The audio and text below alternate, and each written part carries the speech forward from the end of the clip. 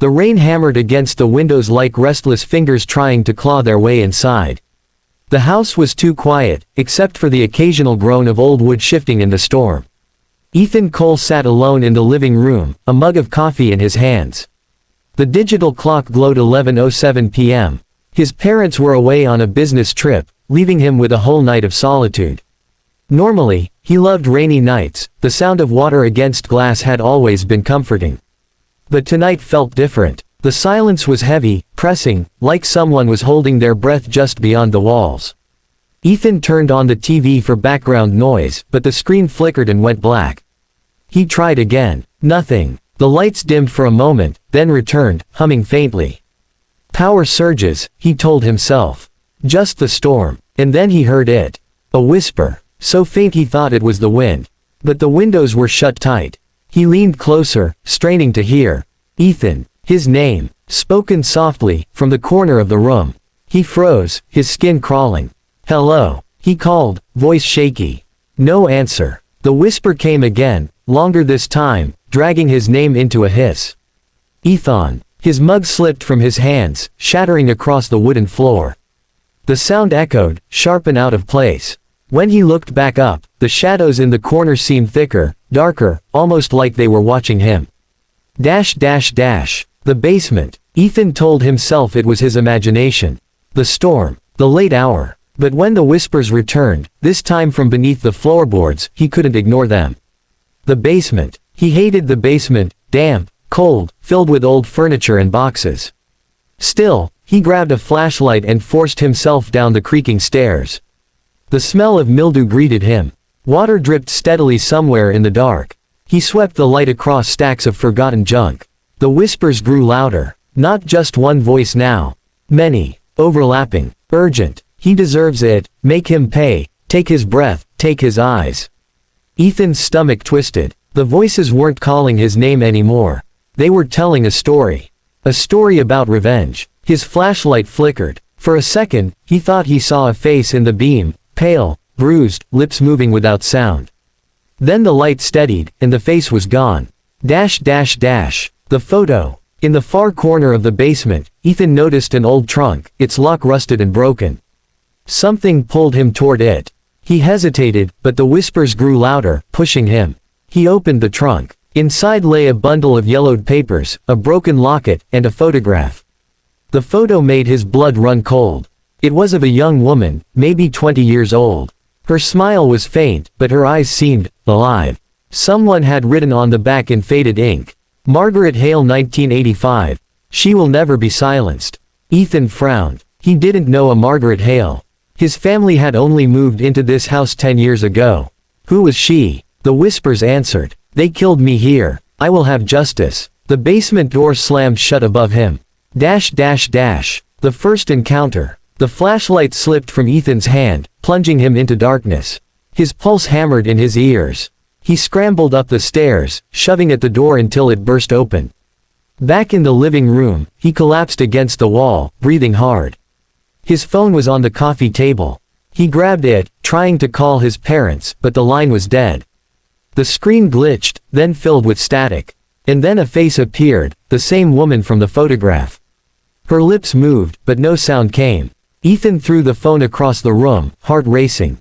The clock now read 11:33 p.m. Only half an hour had passed since the first whisper. And the night was far from over.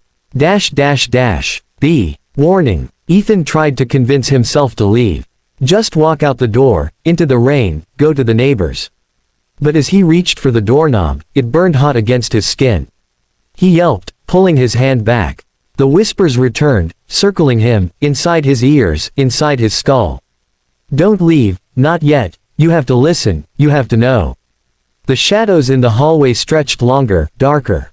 Something moved at the end of the corridor, a shape, feminine, long hair dripping as if soaked in rain, though the floor beneath her was dry. Her voice, when it finally spoke, was clear. You are not alone tonight. My story must be told.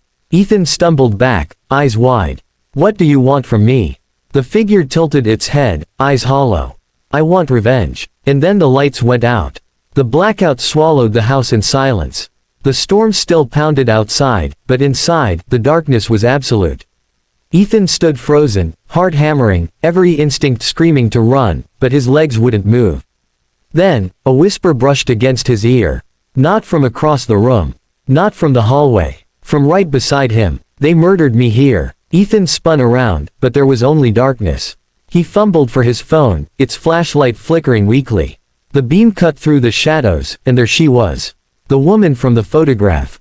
Margaret Hale. Her face pale, water dripping from her hair, bruises dark across her throat. Her eyes locked on his, and in them burned an endless rage. "You live here now," she hissed. "But this house belongs to me." Ethan shook his head, stumbling back. "I didn't do anything to you. Why are you haunting me?" Her expression twisted. The whispers filled the room again, hundreds of voices overlapping. "Tell him, show him, make him remember." The revelation. The room warped around Ethan. The walls melted into shadows, the air thick with smoke. He was no longer in his living room. He was inside a memory. The house looked different, older, in the 1980s. Rain lashed against the windows. A young Margaret sat at the table, trembling, as two men argued nearby. Their voices boomed, cruel and sharp. "You should have kept quiet, Margaret," one snarled. "You talk too much about what you hear. About what we do in this house." She begged, her voice shaking, "I only wanted the truth out. What you've done, people will find out." The second man struck her across the face. Ethan flinched, though he knew they couldn't see him. Margaret fell, choking, as the men wrapped their hands around her throat. Her screams faded into wet silence.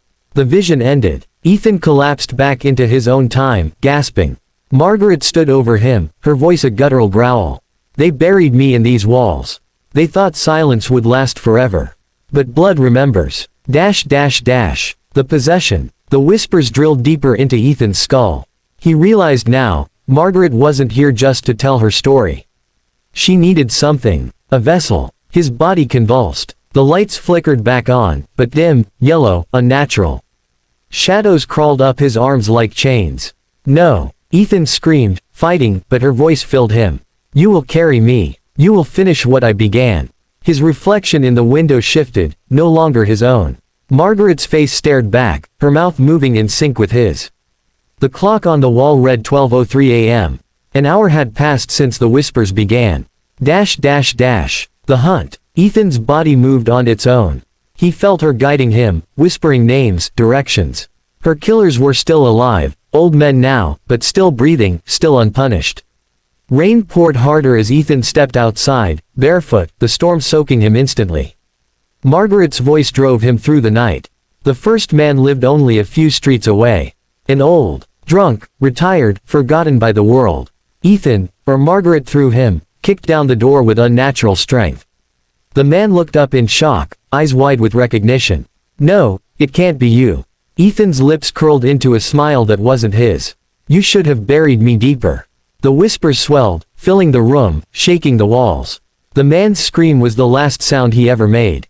The final confrontation. By dawn, two men were dead. Only one remained, the leader. The one who had ordered Margaret's silence. His name was Harold Crane. Margaret's fury burned hotter as they reached his decaying estate. Ethan's body shook with exhaustion, but the spirit within him would not stop. Inside, Harold sat in his study, frail but sharp-eyed. He saw Ethan and immediately knew. "It's you," he whispered. "Margaret." After all these years. Through Ethan, Margaret stepped closer. Her voice echoed through his throat. "Justice is eternal." Harold tried to plead. "We were young, foolish, I've paid my price in nightmares." The room went cold. The rain outside silenced. Every whisper joined into one scream of rage. Margaret's spirit surged fully from Ethan, towering, dripping shadows, her form more monster than human. Chains of darkness wrapped Harold's limbs, dragging him from his chair. "No, please," he cried, but her reply was merciless. "Die as I died." The chains tightened, bones cracked. Harold's scream cut short, and then, silence. The aftermath. Ethan collapsed. The whispers faded. The storm outside calmed, as though the house itself exhaled after decades of suffocation. But when Ethan looked at his reflection in the broken glass, he saw her face instead of his own. Margaret Hale. Her whisper lingered, soft and chilling. "Thank you, Ethan. But we are not finished." And as the clock struck 3:03 a.m., a new whisper echoed from the walls, faint, but unmistakable.